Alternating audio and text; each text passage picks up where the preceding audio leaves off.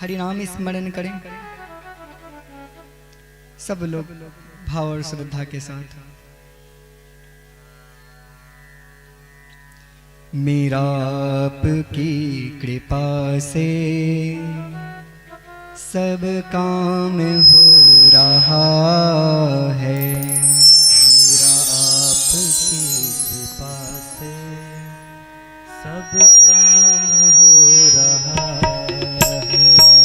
मेरा आपकी कृपा से सब काम हो रहा है। मेरा आपकी कृपा से सब काम हो रहा है।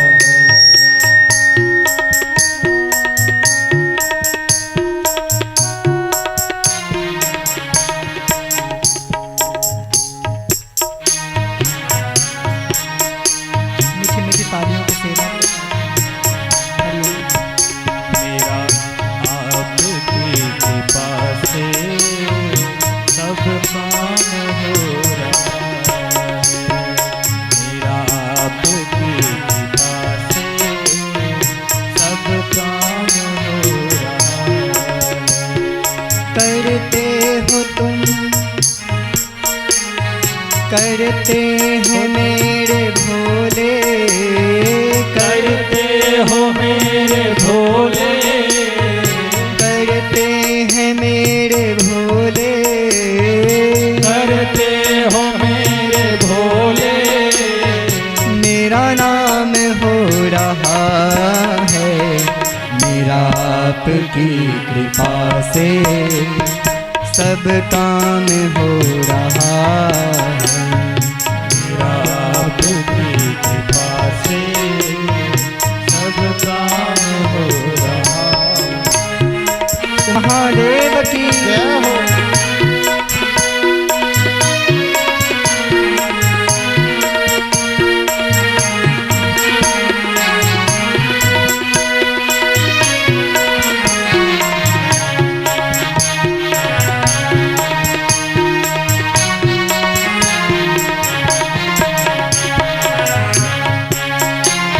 महादेव को याद करते हुए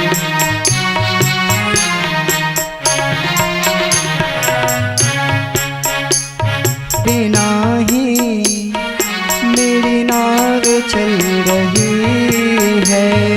पतवार के बिना ही मेरी नाव चल रही है। प्रार्थना करिए और कहिए, हे नाथ, हमारी इस नाव की जीवन की नैया की कोई खेवैया नहीं है, लेकिन कोई ना कोई शक्ति है जो मेरी नाव गति से, जिस गति से जानी चाहिए, जिस दिशा में जानी चाहिए, उस दिशा में जा रही है। हाँ, पतवार के बिना ही मेरी नाव चल रही है। पतवार के बिना ही मेरी नाव चल रही। सब काम हो रहा है। मेरा आपकी कृपा से सब काम हो रहा है। मेरा आपकी कृपा से सब काम हो रहा है। उमापति महादेव की जय हो। करते हो तुम कन्हैया, मेरा नाम हो रहा है। करते हैं मेरे भोले, मेरा नाम हो रहा है। मेरा आपकी कृपा से सब काम हो रहा है। आपकी कृपा से सब काम हो रहा है।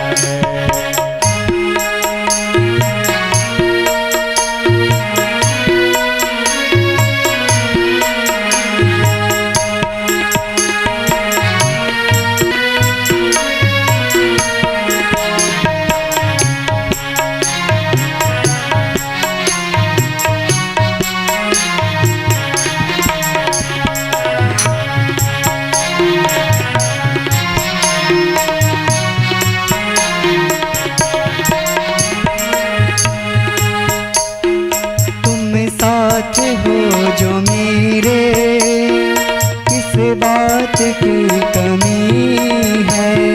तुम साथ हो तो मेरे किस बात की कमी है।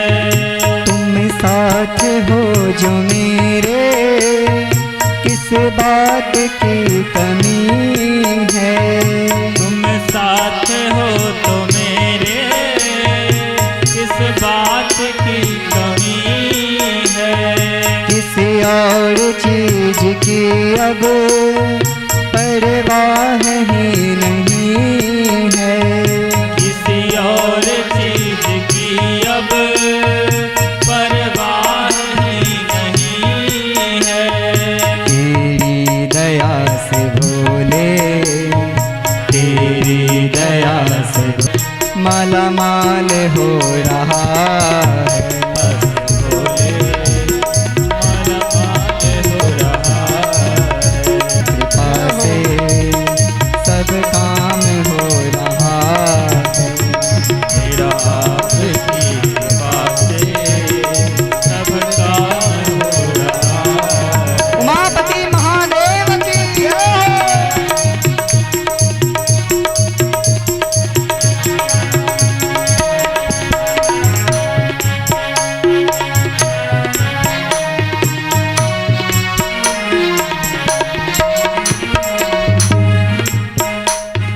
मैं तो नहीं हूँ काबिल तेरा प्यार कैसे, तेरा प्यार कैसे पाऊं। मैं तो नहीं हूँ काबिल तेरा प्यार कैसे पाऊं। मैं तो नहीं हूँ काबिल तेरा प्यार कैसे पाऊं। टूटी हुई वाणी से गुणगान कैसे गाऊं। टूटी हुई वाणी से गान कैसे गाऊं। टूटी हुई वाणी से गुणगान कैसे गाऊं। टूटी हुई वाणी से गुणगान कैसे गाऊं। तेरी ही प्रेरणा से मालामाल हो रहा है। तेरी प्रेरणा से मालामाल हो रहा है। तेरी ही प्रेरणा से ये कमाल हो रहा है। तेरी प्रेरणा से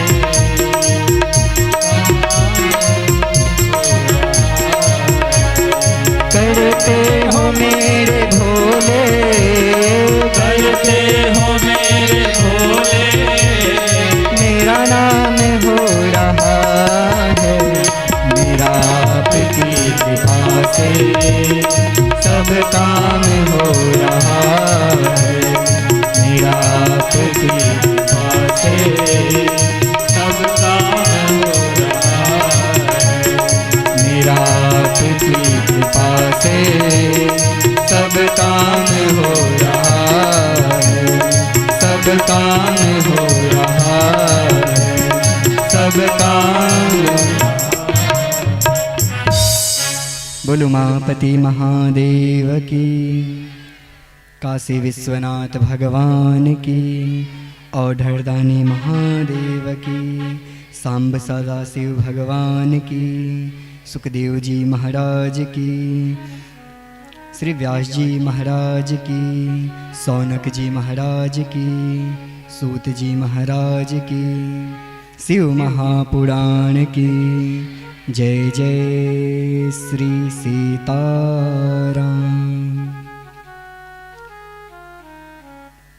पधारे हुए आप सब लोग जो शिव कथा में आए, शिव तत्व को सुनने के लिए,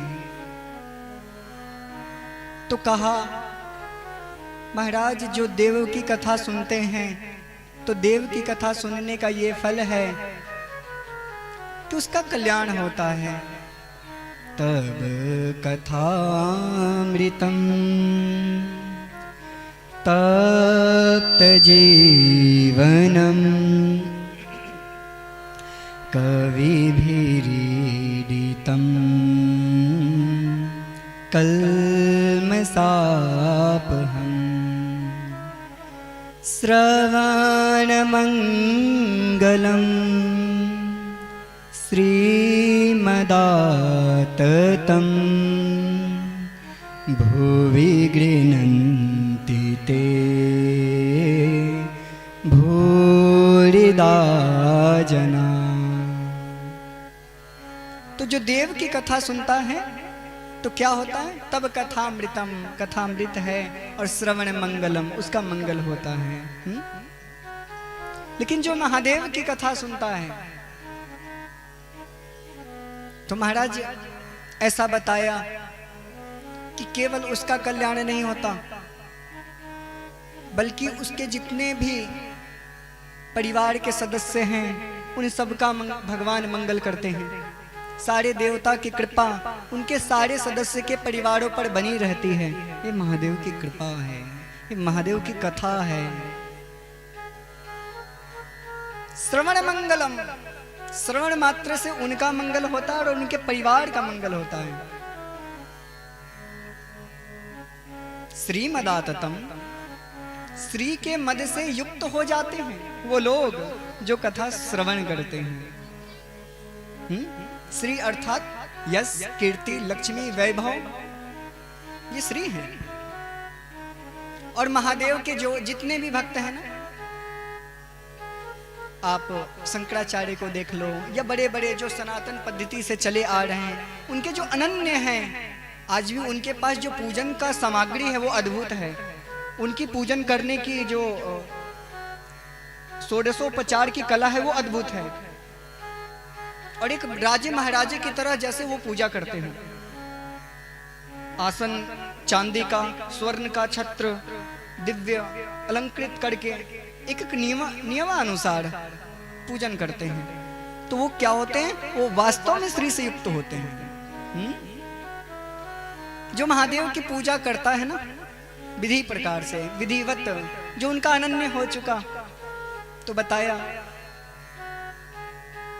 कि उनके लिए महादेव पर कोई भी प्रसाद ऊपर चढ़ाओ, नीचे चढ़ाओ, कहाँ भी जहाँ भी चढ़ा दो, तो उनके लिए जो शिव भक्त की दीक्षा लिए हैं, जो शिव से दीक्षा लिए हैं, जो शैव संप्रदाय से दीक्षित हैं, उनके लिए तो वो प्रसाद महाप्रसाद है।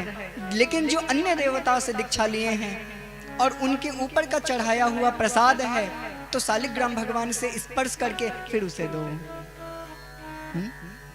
क्योंकि अन्य देवता से दीक्षा लिए और शिव की भक्ति में लगे हैं तो वो भी बहुत श्रेष्ठ है। लेकिन अनन्य वो है, सो अनन्य जाके असी मति न टरई हनुमंत, मैं सेवक सचराचर रूप स्वामी भगवंत। जो अनन्य है, जो सब में शिव को दर्शन करने वाला है, उसके दर्शन मात्र से 350 करोड़ तीर्थ आकाश में है, 350 करोड़ तीर्थ जल में है, 350 करोड़ तीर्थ इस पृथ्वी पर है। तो ऐसा क्या कभी संभव है कि इतना हम तीर्थों का तीर्थाटन कर पाए? 350 करोड़ की बात जाने दो महाराज, 4 धाम ही हो जाए तो बहुत समझो। एक बार प्रेम से बोलिए हर हर हर हर। आप लोग को आज आनंद नहीं लग रहा, मुझे ऐसा लग रहा है आनंद नहीं आ रहा। किनको आनंद नहीं आ रहा? हाथ खड़ा करो जरा। आ रहा है आनंद? 350 करोड़ आकाश में, 350 करोड़ जल में और 350 करोड़ पृथ्वी पर। तो मात्र उस शिव भक्त को आदर पूर्वक भोजन करवाने से वो सारे तीर्थों में स्नान का विधिवत फल मिल जाता है, जो शैव के अनन्य हैं। तो इतनी बड़ी महिमा है, कौन महिमा का वर्णन कर सके? महादेव कहते हैं मैं खुद नहीं जानता उसकी महिमा का, मैं क्या वर्णन करूं। उसका फल इतना है महाराज, इतनी की बातें छोड़ दो, जो उसको भोजन करवाए।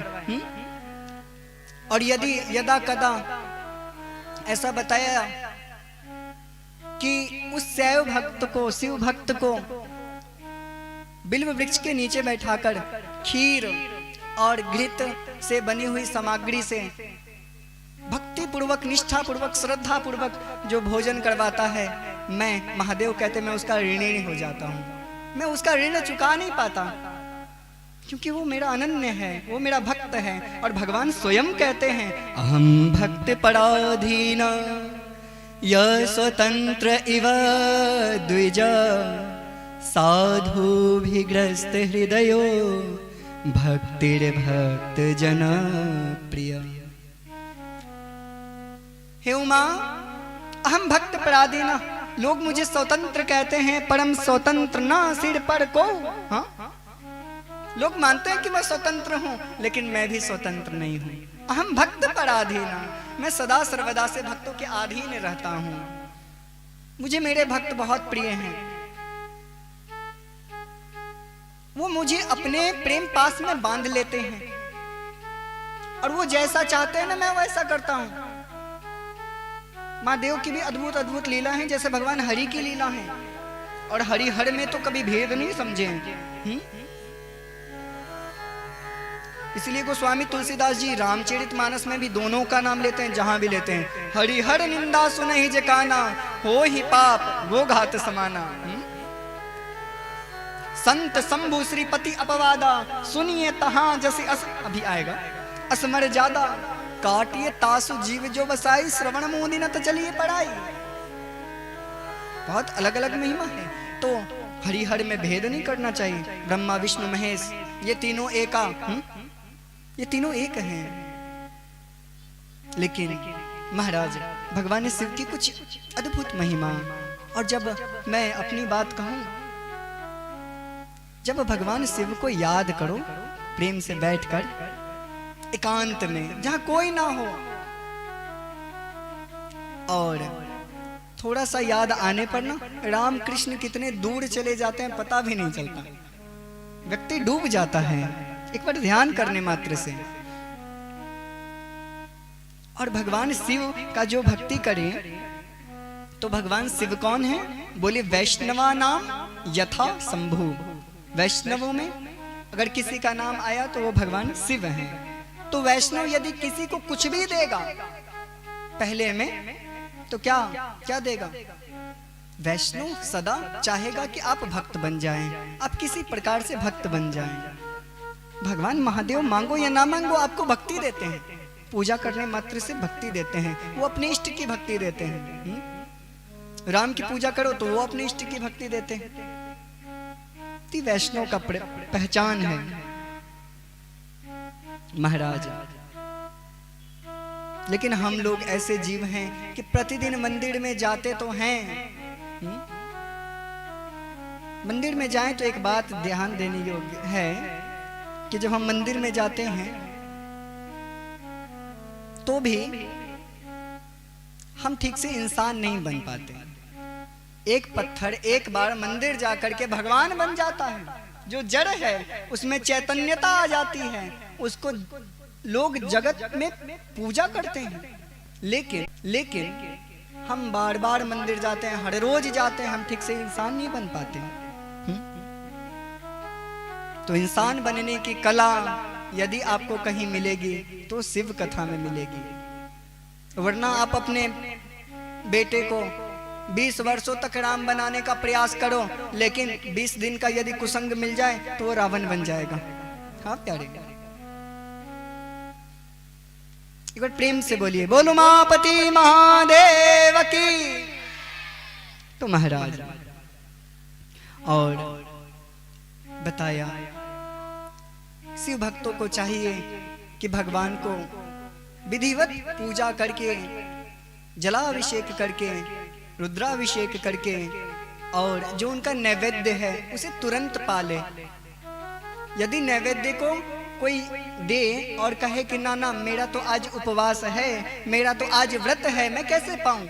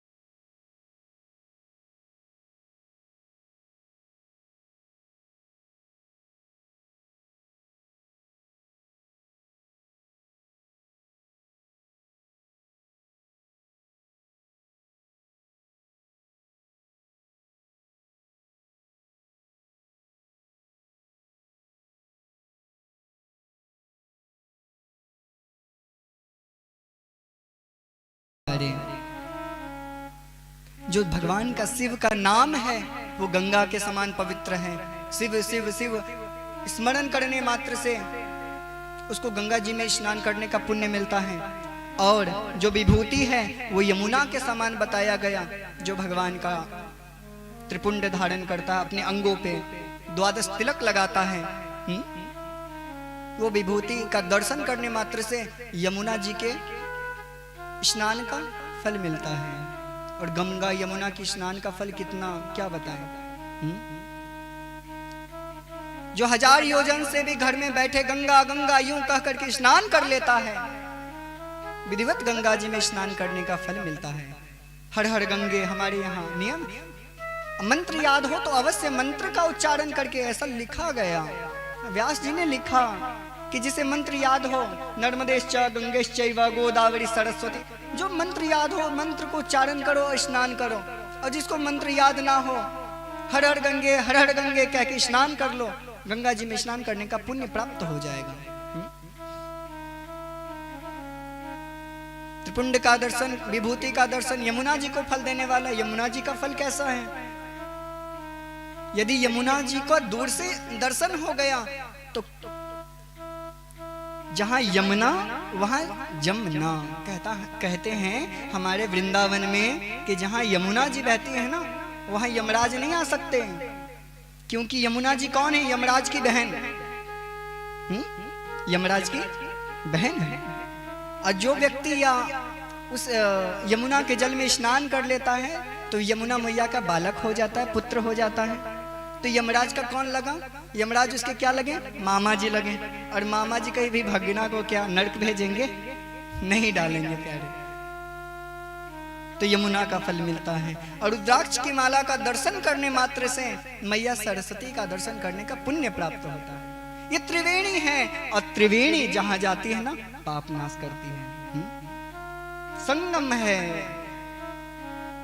जैसे गंगा जमुना सरस्वती, गंगा से जब गोदावरी होते हुए, गंगा निसृत होते हुए गोमुख से निकलती है, मार्ग में अनेकों बाधाएं आते हैं। ऐसे शिव भक्तों के जीवन में, हरिहर के भक्त के जीवन में देखे जाते हैं कई सारे क्लेश हैं, कष्ट हैं। आज ही कई लोग आए, महाराज बड़ा कष्टमय जीवन व्यतीत हो रहा है। भैया गंगा जी से सीखिए।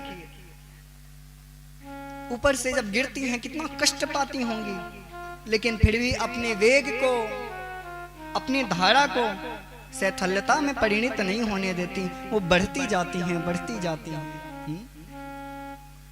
और बढ़ते बढ़ते कई जंगलों को पार करते हुए, कई चट्टान के रोड़े को काटते हुए, फाड़ते हुए आकर के त्रिवेणी में मिल जाती हैं। और वही जाकर के गंगा सागर में मिलकर के सागर में विश्राम लेती हैं। ये कथा भी एक गंगा है, इसमें स्नान करिए। और वो गंगा जी तो ना जाने उतने दूर जाने पड़ते हैं महाराज, पटना में भी है। लेकिन दूर तो है, सबके लिए सुलभ नहीं है। जिसके पास वाहन की सुविधा ना हो वो नहीं जा सकता, बहुत दूर पड़ता है। लेकिन कथा गंगा ऐसा है कि जब आप इसे जहां बुलाओ, सब ही सुलभ, सब दिन सब देसा, सेवत सादर समन कलेसा, मज्जन फल पेखिय तत्काला, का कहो पिक बकम मराला, सुनी आचरज करे जने कोई, सत्संगति महिमा नहीं गोई। आगे बताया वाल्मीकि नारद घट जोनी, निज निज मुखनि कहीं निज होनी, जल चढ़ थल चढ़ नभ चढ़नाना, जो जड़ चेतन जीव जहाना, मति की रीत गति भूत भलाई, जब जेहि जतन जहां जेहि पाई, सो जानब सत्संग प्रभाव। अंतिम में कह दिया ये सारा का जितना भी है ना खेल, ये सत्संग का प्रभाव है, इस शिव कथा का प्रभाव है। ये शिव कथा कहाँ है? बोले सभी सुलभ है, सब जगह सुलभ है, सब दिन सुलभ है, सब देश में सुलभ है। इसीलिए इसको सादर सेवन करिए। और इसका पान करने से काक हो कौवा भी पिक बक हो मराला, कोयल के समान बोली बोलने लगता है। बोले प्रमाण कोई है? बोले हाँ प्रमाण है महाराज। वाल्मीकि जी कितने बड़े डाकू थे, हाँ रत्नाकर डाकू थे। ना जाने कितने कितने ब्राह्मणों को मार करके जनेऊ को अपने घर में रखे थे, लेकिन सत्संग के प्रभाव से, कथा के प्रभाव से वाल्मीकि भय ब्रह्म समाना, उल्टा नाम जपा जग जाना। उल्टा नाम को, अरे हम लोग तो राम ठीक से कह लेते हैं ना, सब लोग बोल लेते हैं राम, लेकिन वाल्मीकि इतने पापी थे कि ठीक से उनके मुख से नाम नहीं निकलता था राम जी का।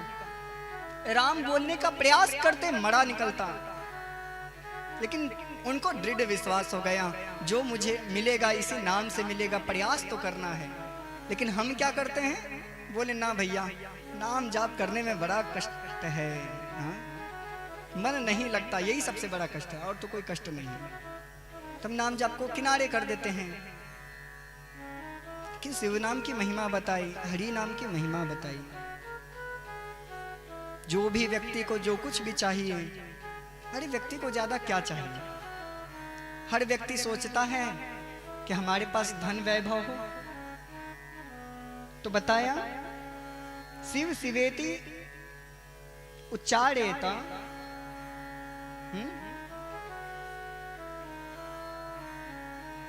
ऐसा कुछ श्लोक है, उठ नहीं रहा।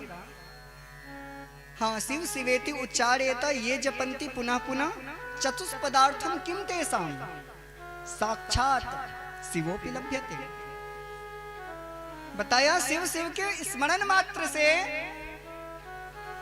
चतुष्पदार्थम किम तेषाम, उसके लिए चार पुरुषार्थ, धर्म अर्थ काम और मोक्ष, क्या उसके लिए कुछ भी नहीं है। करतल हो ही पदार्थ चारी, उसके हाथ में चारों पदार्थ आ जाते हैं। वो जो चाहे सबको दे सकता है, बता सकता है उपाय, वो कर ले। चतुष्पदार्थम किम से तेसाम साक्षात शिवोपि लभ्यते, साक्षात भगवान शिव उसे मिल जाते हैं। और जिसे शिव मिल जाए उनकी महिमा का गायन। भैया भगवान मिल गए तो अच्छा, हम लोगों को लगता है मिल गए तो क्या, हाँ हाँ मिल गए तो मिल गए, भगवान मिल गए तो क्या हो गया, यही लगता है ना। नहीं प्यारे, अगर जिसे भगवान मिल जाते हैं ना तो वो जीव सहज समाधि में चला जाता है। कबीरदास जी कहते हैं साधु सहज समाधि भली। सहज समाधि बहुत अच्छा है, समाधि में जाने से अच्छा है सहज समाधि में रहो। जो सामने हो रहा हो बस दृष्टा भाव से देखते रहो, लेकिन मन तह जहां रघुवर बैदेही, अपने मन को रघुपुंगव सरकार के श्री शिव के चरणों में विलीन रखो। सहज समाधि भली, सहज समाधि अच्छी है। ज्यादा समय ना लेते हुए आइए शिव कथा में प्रवेश करें। तो बताया सती का प्रसंग आया और सती जी, एक बार त्रेता युग की बात है, भगवान भोलेनाथ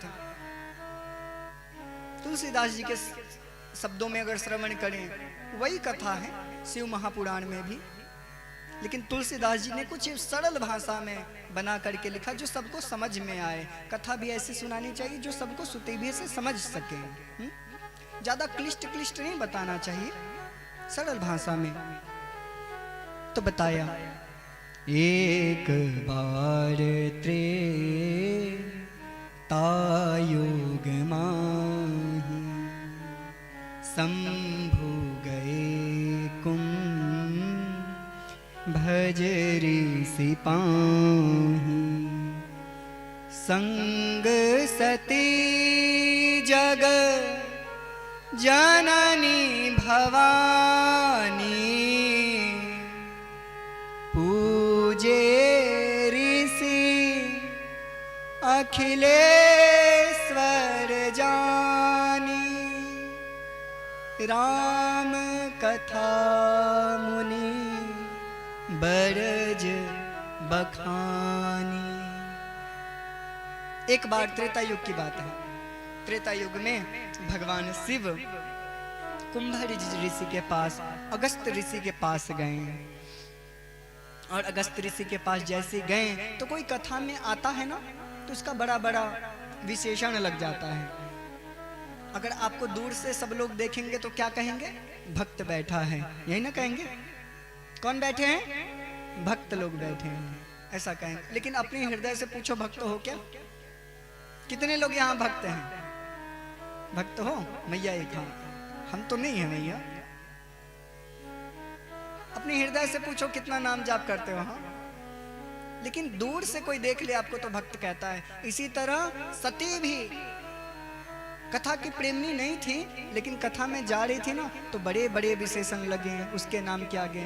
संग सती जग जननी भवानी, सती हैं, जगत की जननी है, भाव की अर्धांगिनी है। तो ऋषि ने सोचा ये जगत के माता पिता हैं, इनकी पूजा करनी चाहिए। अगस्त ऋषि ने उनके ऊंचा आसन दिया और ऊंचा आसन दे करके एक परात लेकर, थाल लेकर उनके चरणों को धोया है और धो करके पूजन किया षोडशोपचार से। राम कथा मुनिवर्च बखाने, और शिव जी को राम कथा अत्यंत प्रिय है, तो राम कथा सुनी महेश। लेकिन पुनः आगे लिखते हैं कि केवल महेश ने सुनी, परम सुख मानी, सती नहीं सुनी। अब कई लोग यहां भी बैठे हैं, जो बैठे तो यहां हैं लेकिन यहां नहीं है, उनका मन कहीं और डोल रहा होगा। होगा ना? अपना घर की तिजोरी में होगा, बेटा में होगा, बेटी में होगा, वहां क्या हो रहा है, अरे मैं कथा सुन रही हूँ, वो सुन रहा होगा कि नहीं? हाँ, वो नहीं आ पाया, इसी में पूरी कथा निकल जाती, वो सुन भी नहीं पाते। तो सती भी सोचने लगी, होता तो ऐसा है कि जजमान कथावाचक की पूजा करता है।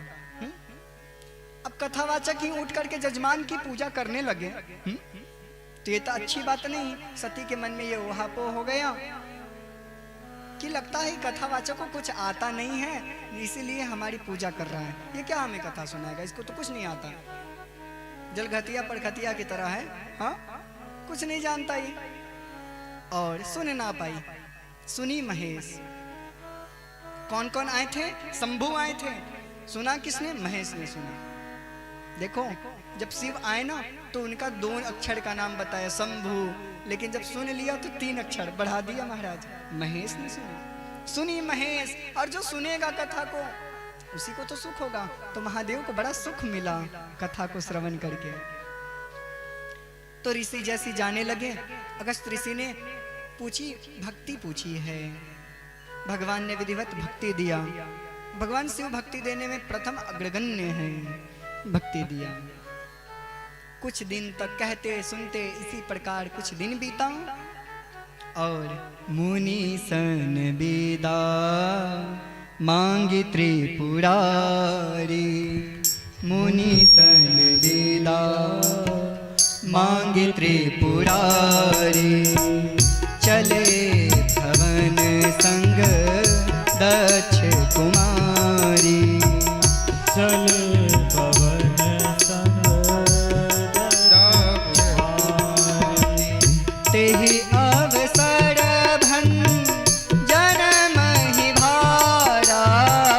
तेहि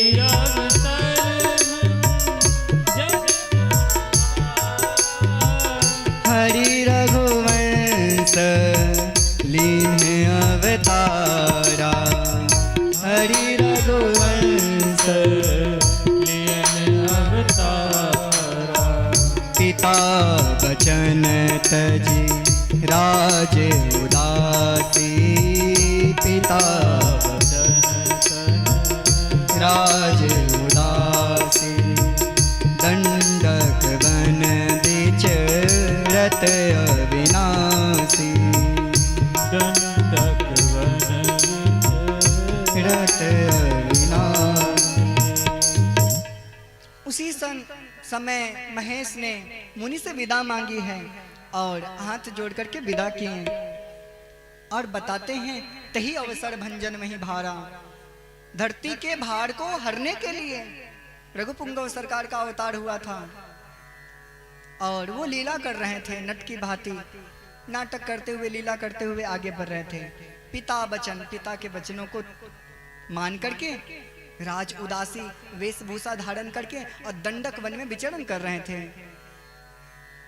उसी समय रावण आकर के वैदेही को हर के ले गया था, उसी समय की घटना है। तुलसी जी कहते हैं जिसका कभी योग और वियोग नहीं होता, उनकी लीलाओं को देख करके सती ने सोचा ये कैसे भगवान हैं जो भगवान शिव सच्चिदानंद कह के प्रणाम कर रहे हैं। जय सच्चिदानंद जग पावन, अस कहीं चली मनोज न सावन।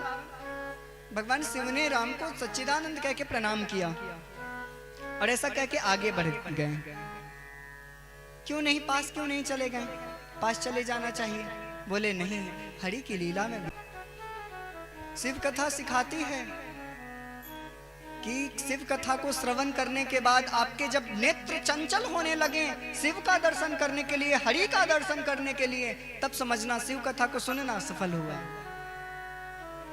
वरना शिव कथा का भी कोई बस कथा से गए और जाकर के पुनः संसार में फंस गए, लग गए, मन को उसी संसार में भुला दिए, तो ये भी एक मनोरंजन के सिवा और कोई नहीं है, कुछ भी नहीं है। हाँ,